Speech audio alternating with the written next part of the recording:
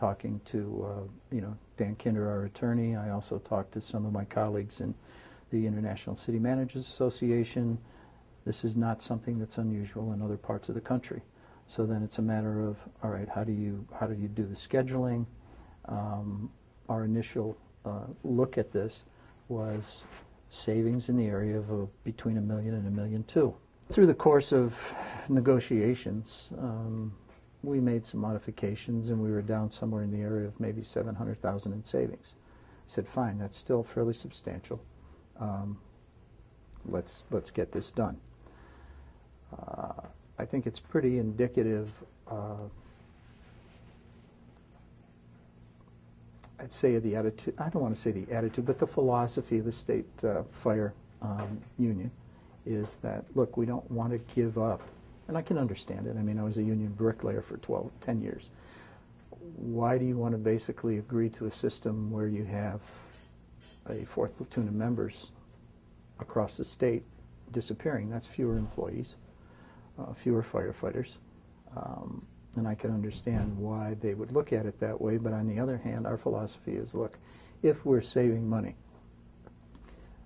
we don't have to make the drastic cuts that you're seeing around the country. The last 2 years, we've budgeted $900,000 or so for overtime. Actual overtime with a 4-platoon system has been $1.5 and $1.6 million. So, some of the comments I've heard as well, a 3-platoon system, the overtime is going to go through the roof. Well, there are always ways to make the overtime go through the roof, whether it's 3-platoon or 4-platoon system. You have to keep an eye on it. It doesn't matter the number of bodies you have. It's how people are taking time or not taking time. That's one area that people are confused about. Well, the judge said that the ordinance is not valid, and he threw it out. Well, he did. The council said, well, we need to give them something. So on the second reading, they said, we're going to increase the base salary 10%.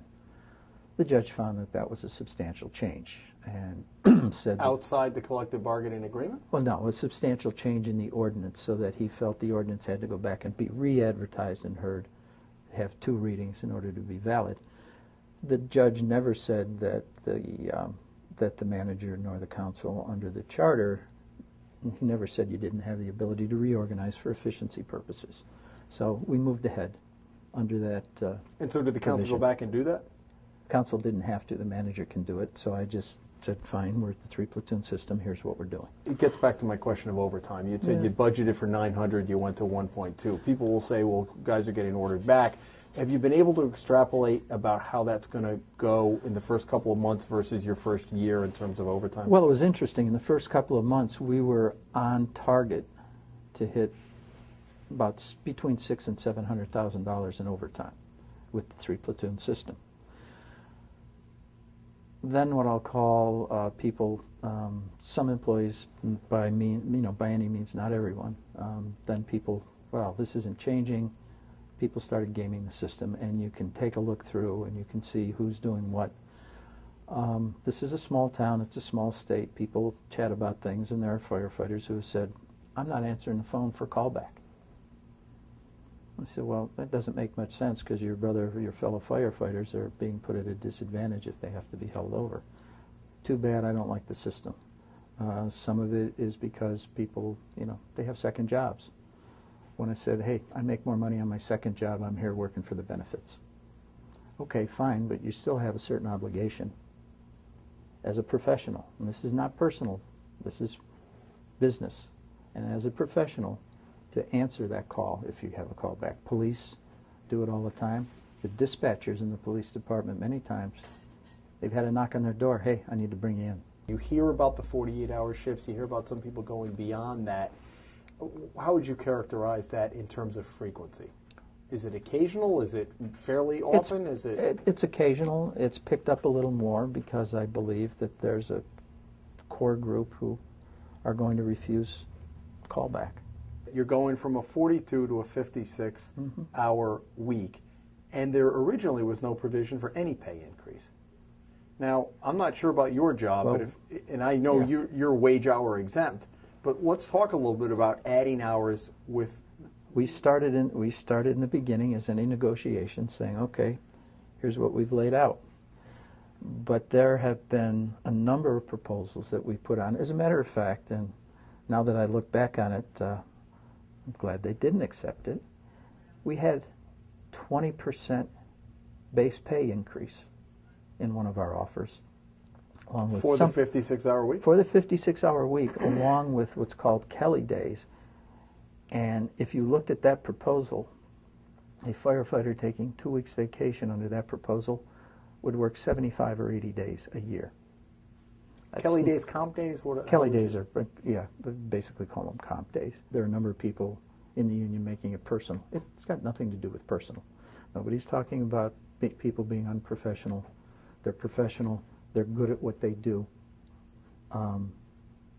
They're not as busy as some of them would lead you to believe, but that's fine. I mean, that's firefighting today. Primarily, you're looking at EMS service. Okay, that's fine. That's primarily what it is. Yes, there are some fires, but responding to accidents, helping invalids, just emergency medical calls. Kid down the street broke his arm. Well, they went down and they stabilized it and took him to the hospital. That's fine. That's what they're there for. That's what they do. They do a good job. It is a test case for the state. I think there's very strong, not opinion, but there's a very strong feeling against this. Is there pressure from the union?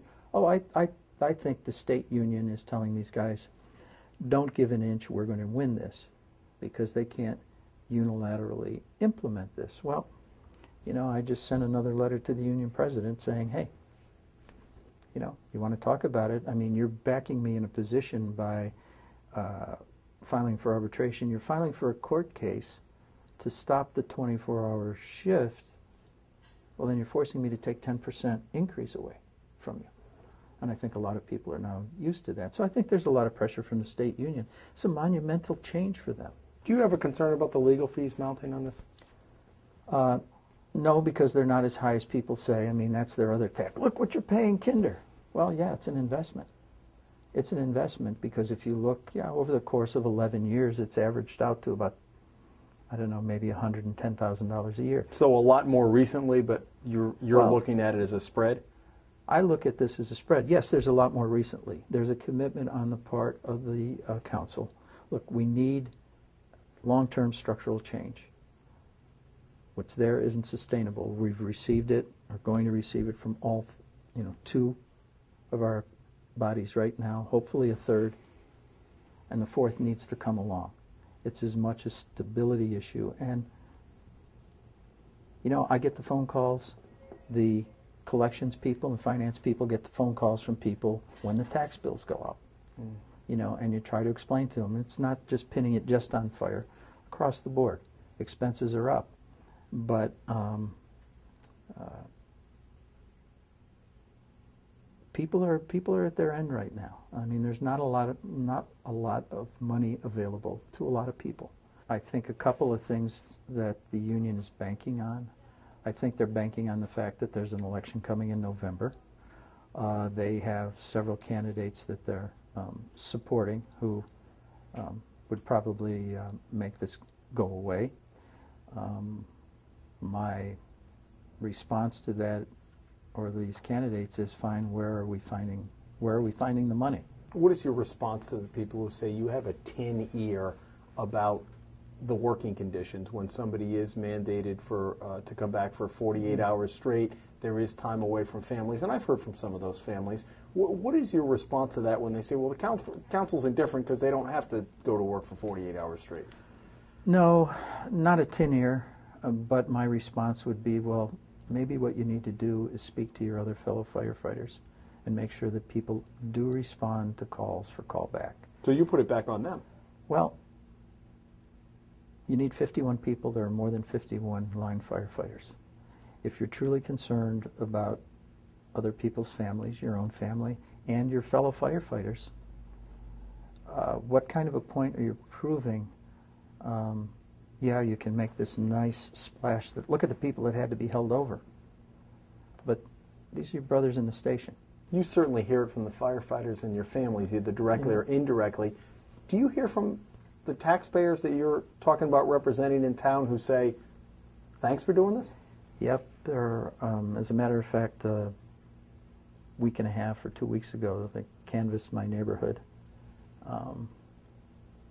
And one of the comments was, well, you know, I hear complaints because people are being held over. How come you guys aren't out there helping out your fellow firefighters? You have some people on my street that are self-employed saying, hey, you know, you've got it pretty good. And we've received emails and phone calls.